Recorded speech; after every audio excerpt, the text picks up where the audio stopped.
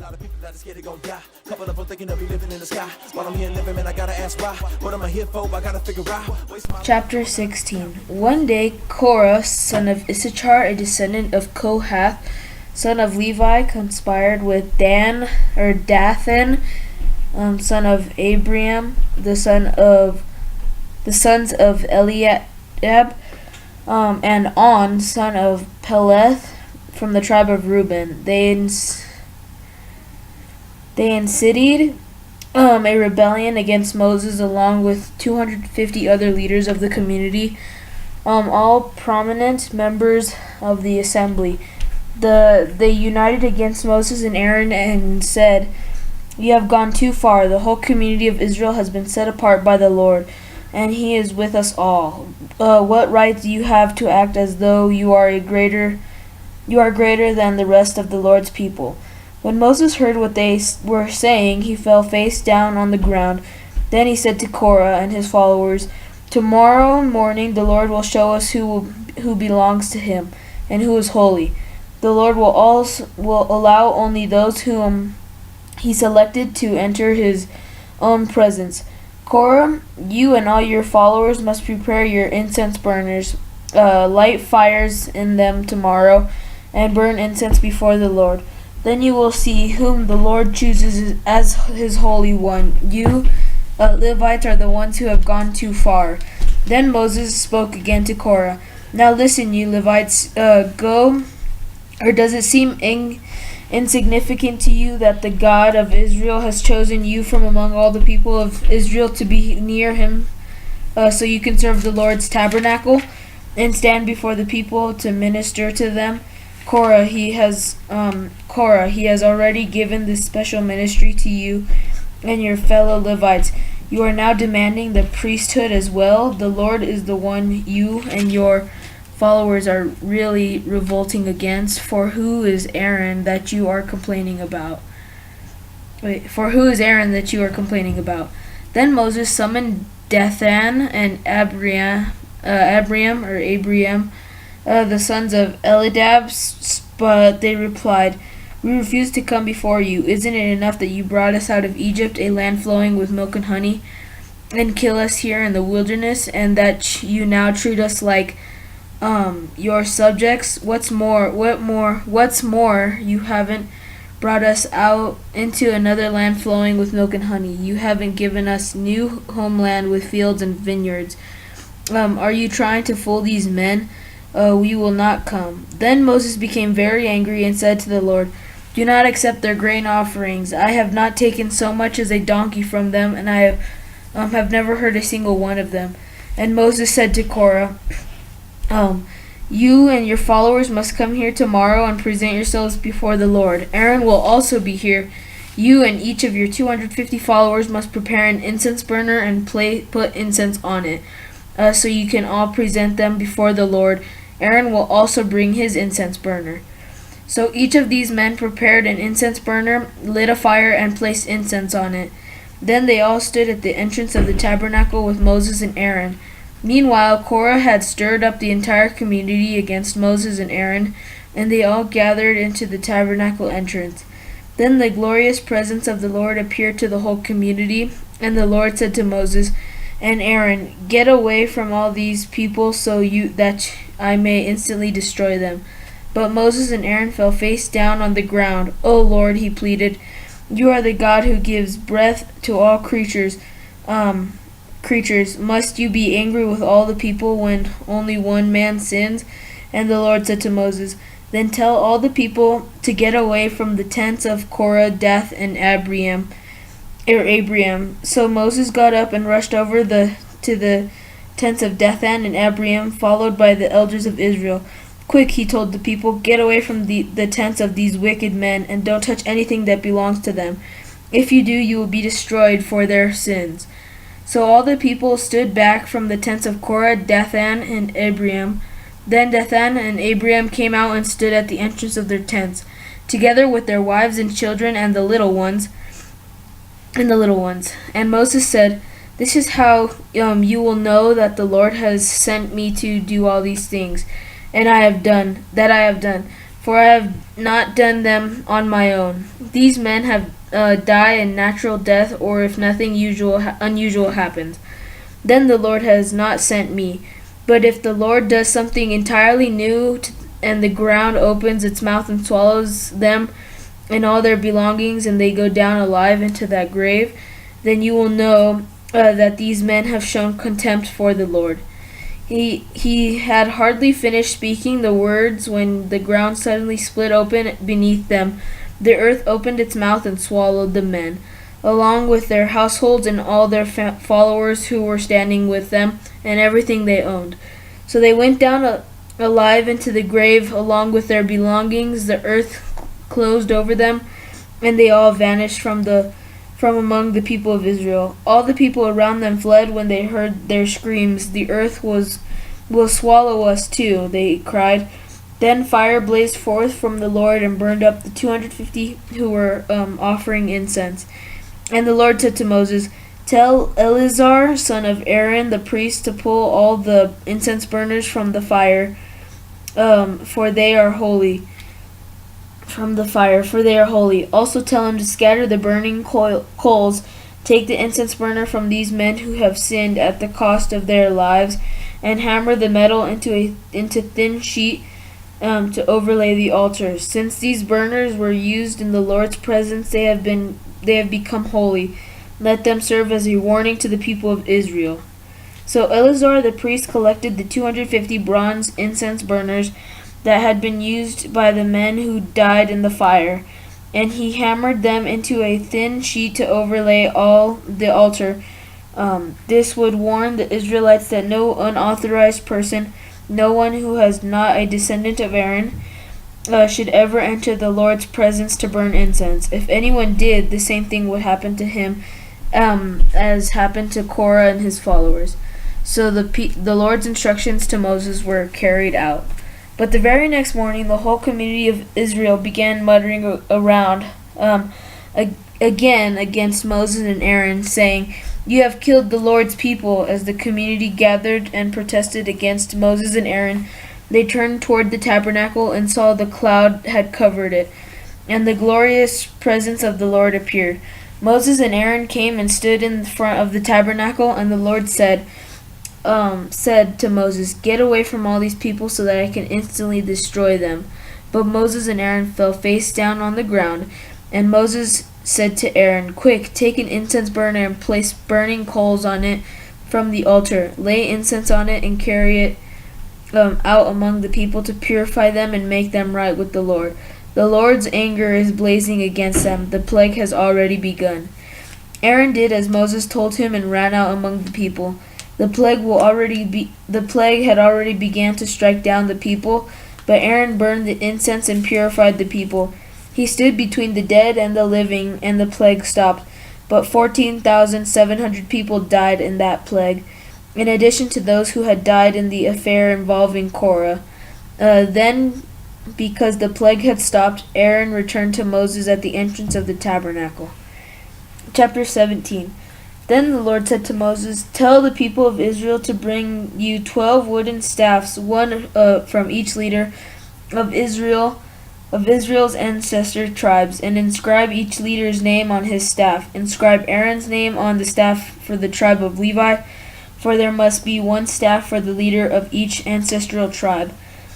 Place these staffs in the tabernacle in front of the ark containing the tablets of the covenant, where I meet with you. Buds will sprout on the staff belonging to the man I chose. Then I will finally put an end to the people's murmuring and complaining against you." So Moses gave the instructions to the people of Israel, and each of the 12 tribal leaders, including Aaron, brought Moses a staff.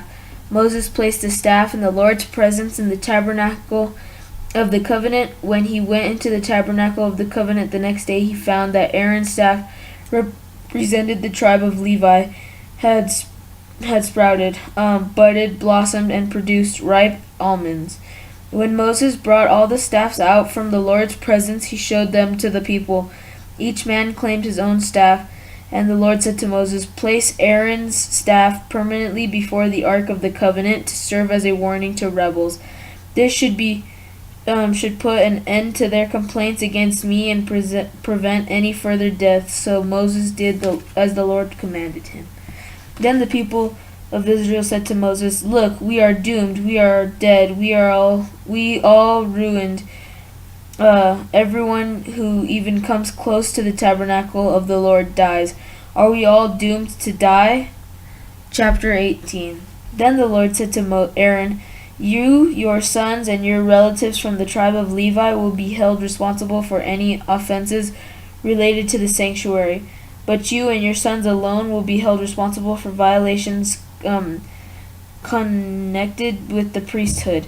Bring your relatives to the tribe of Levi, your ancestral tribe, to assist you and your sons as you perform the sacred duties in front of the tabernacle of the covenant.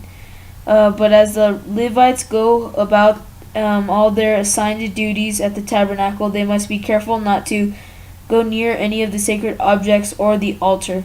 If they do, both you and they will die. The Levites must join you in fulfilling their responsibilities for the care and maintenance of the tabernacle, but no unauthorized person may assist you.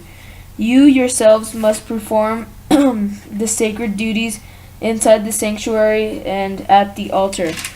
If you follow these instructions, the Lord's anger will never again blaze against the people of Israel. I myself have chosen your fellow Levites from among the Israelites to be your special assistants. They are a gift to you, dedicated to the Lord for service in the tabernacle. But you and your sons and the priests must personally handle all the priestly rituals associated with the altar and with everything behind the inner curtain. I am giving you the priesthood as your special privilege of service, and any unauthorized person who comes too near the sanctuary will be put to death. The Lord gave these further instructions. To Aaron. I myself have put you in charge of all the holy offerings that are brought to me by the people of Israel. I have given all these consecrated offerings to you and your sons as your permanent share. You are allotted the portion of the most holy offering that is not burned on the fire. This portion of all the most holy offerings, including the grain offering, sin offering, and guilt offerings, will be most holy, and it belongs to you and your sons. You must eat it as a most holy offering. All the males may eat of it, and you must treat it as most holy. All the sacred offerings and special offerings presented to me will, when the Israelites lift them up before the altar, also belong to you. I have given them to you and to your sons and daughters as your permanent share. Any member of your family who is ceremonially clean may eat of these offerings. I also give you the harvest gifts brought by the people as offerings to the Lord, the best of the olive oil, new wine, and grain. All the first crops of their land that the people present to the Lord belongs to you. Any member of your family who is ceremonially clean may eat this food. Everything in Israel that is specially set apart for the Lord also belongs to you. The firstborn of every mother, whether human or animal, that is offered to the Lord will be yours.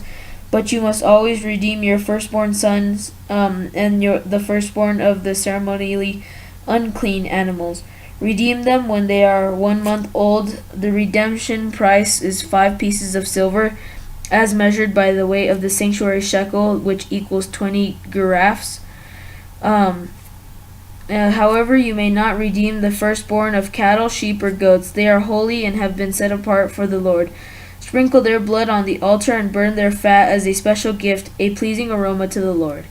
The meat of these animals will be yours, just like the breast and right thigh that are presented by lifting them up as a special offering before the altar. Yes, I am giving you all these holy offerings that the people of Israel bring to the Lord. They are for you and your sons and daughters, to be eaten as your permanent share. This is an external and unbreakable covenant between the Lord and you, and it also applies to your descendants. And the Lord said to Aaron, You priest will receive no allotment of land or share of property along the people of Israel. I am your share and your allotment. As for the tribe of Levi, your relatives, I will compensate them for their service in the tabernacle. Instead of an allotment of land, I will give them the titles from the entire land, from the entire land of Israel. From now on, no Israelites except priests or Levites may approach the tabernacle. If they come too near, they will be judged guilty and will die. Only the Levites may serve at the tabernacle, and they will be held responsible for any offenses against it. This is a permanent law for you to be observed from generation to generation. The Levites will receive no allotment of land along the Israelites, because I have given them the Israelites tithels, which have been presented as sacred offerings to the Lord. This will be the Levites' share. That is why I said they would receive no allotment of land among the Israelites. The Lord also told Moses, Give these instructions to the Levites. When you receive from the people of the Israel tithels, I have assigned you as your allotment. Give a tenth of the tithels you receive, a tithel of the tithel, to the Lord as a secret offering. The Lord will consider this offering to be your harvest offering, and though it were the first grain from your own threshing floor of wine from your own winepress, you must present 1/10 of the tenth, a tithe received from the Israelites, as a sacred offering to the Lord. This is the Lord's sacred portion, and you must present it to Aaron the priest. Be sure to give the Lord the best portion of the gifts given to you. Also give these instructions to the Levites. When you present the best part as your offering, it will be considered as though it came from your own threshing floor or wine press. You Levites and your families may eat this food anywhere you wish, for it is your compensation for serving in the tabernacle. You will not be considered guilty for accepting the Lord's tithels or tithes. Oh my gosh, sorry guys. Okay, so the tithes, everything that I said, tithels, I meant tithes. So like your tithe and offering, which is 10%. Okay, so the tithes, if you give the best portion of the priest, but be careful not to treat the holy gifts of the people of Israel as though they were common. If you do, you will die. Okay, guys, so that was the end of our reading. I'm not going to do a Bible study today, so sorry, guys. But I will do a Bible study tomorrow, and I think I should be able to do it the next day, just because of time reasons and family reasons. So sorry, guys. That's pretty much it for today, guys. Hope you enjoyed. Like, comment, subscribe, and I will see you guys all tomorrow. Bye. Thinking of me living in the sky. While I'm here living, man, I gotta ask why. What am I here for? I gotta figure out. Waste my life, no, I gotta make it count. If Christ is real.